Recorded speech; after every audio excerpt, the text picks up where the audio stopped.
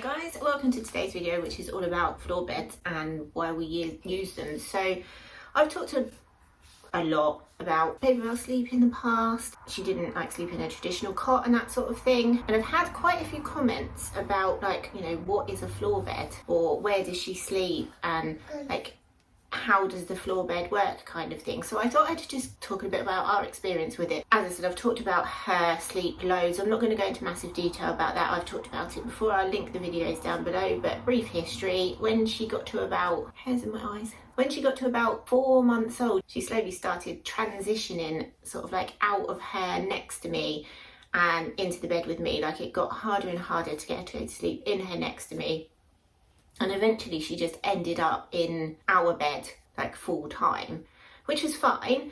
Like, when she started rolling, it was okay because she had me here and then her next to me was acting just like a very expensive bed guard, really, to stop her from rolling out. But when she started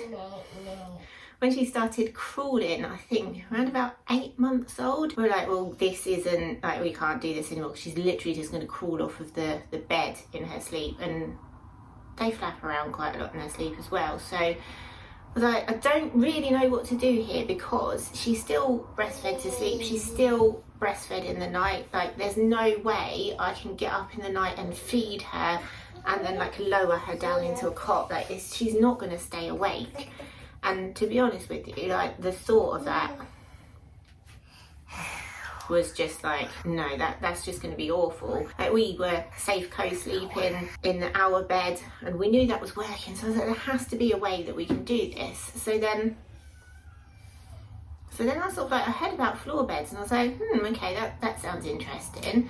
We've got, her nursery was all set up for her. That's in that room there. This room's never been like decorated properly because she was never meant to be in here. So she's got her nice nursery next door, and the idea was that she's going to have a cot in there and she'd just sleep in there, and that wasn't going to happen. So I'm like, okay, this is our spare room. We had a double bed in here. Babybel's reading her books to you. So yeah, this was our spare room, and what we did was we took the bed base at the bed divan thing out. We got rid of that and we put the double mattress on the floor. Reading about it was like, yeah, you can just sleep in there with them and then just roll away, and like, as long as you stand your mattress up in between, like, just to let it air out so it doesn't go mouldy, it's absolutely fine.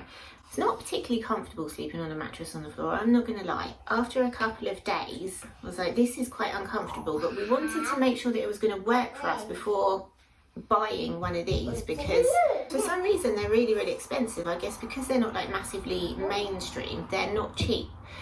So we tried that for a couple of weeks, and do you know what, it was fantastic. We could get her into bed, boot her to sleep, roll away. With this, it's not quite as easy, but it was just literally that simple. And then when she woke up in the night, I could just get in with her, boob her to sleep. Like, when she was a baby, we didn't have the duvet and the pillows and stuff because we were still practicing the safe sleep 7, but she's almost 3 now. We were like staying in here with her, so I wasn't too worried about baby proofing the room too much at that point, and I'll talk about that a bit more in a minute. So we found that the mattress on the floor was working in principle, but it was really, really uncomfortable, and John kind of looked into making one himself, but it was going to cost almost as much to make it as it was just buy one. So I think it was round about, we moved in here in the July when she was 8 months old, and then I think it was round about just before her first birthday, so maybe about 10 weeks later, this arrived, because it took a while to get here, and like put it all together. And so this has been here now for nearly 2 years. Like, this is what she's been sleeping in, and it's still ideal now. She still needs assistance to go to sleep. Sometimes she still feeds to sleep, sometimes John gets her to sleep.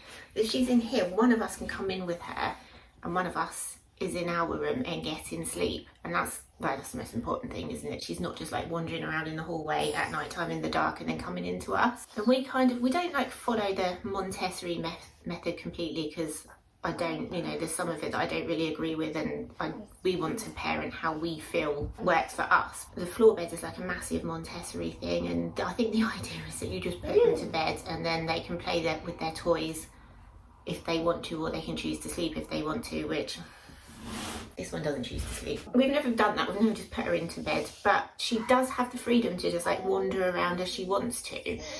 and she always has done. There isn't really anything in this room. There's a wardrobe, which is just here, which is attached to the wall. There's a bookcase which is empty, it doesn't have anything on it, which is here, which is attached to the wall. And then there's like a tiny little bedside cabinet which she wouldn't be able to pull over anyway. So we haven't got anything in here that really needed baby proofing. Like, we didn't baby proof plug sockets. In the UK it's not recommended to put those little plug socket covers in because they make the socket live. So we just I let her sort of like, she didn't really explore the plug socket, she just sort of like looked at it, and after a couple of days of me watching over her, she was just bored with it. It wasn't doing anything, it wasn't fun, it wasn't like taboo, she could just touch it. So baby proof in the room, we didn't have a lot to do in here, but as long as like all your furniture's stuck on and that, like attached to the wall, there's no reason why they can't just be out in their own bedroom. Like, her toys aren't in here. Her toys are either in the nursery or they're downstairs in her toy cupboard, so there's not really anything for her to play with in here anyway, but it has worked for us. I never used to be able to put her down for naps, and it took ages for me to get there, but eventually I could boob her and roll away. John can get her to sleep at night time by just snuggling her, reading her a book, and then as soon as she's asleep, he can just get away as well. So like, for us, it is ideal. There was no way we were gonna ever there's no way we were gonna ever make a traditional cot work, because the moment that she wasn't touching me, she would just be awake, and that went on, I reckon, probably until she was about 1.5 years, and she didn't like sleeping on her own. So that would have been like 10 months of trying to lower her down into the cot. Like, I'm not saying a floor bed's for everybody, but if you've got a Velcro baby that doesn't want to sleep in a crib, it might be worth looking at a floor bed. Although I definitely don't recommend just sleeping on a mattress on the floor, because that almost did me in. But anyway guys, that was it. I just wanted to make a quick video about the floor bed because I do get quite a few questions about it. If you've got anything else that you want to ask, just let me know down in the comments. As usual, really hope you enjoyed this video and found it useful. If you did, don't forget to leave us a like and a comment and hit that subscribe button. It makes us really happy. Let's YouTube videos when I show to other people. We'll see you next time. Bye!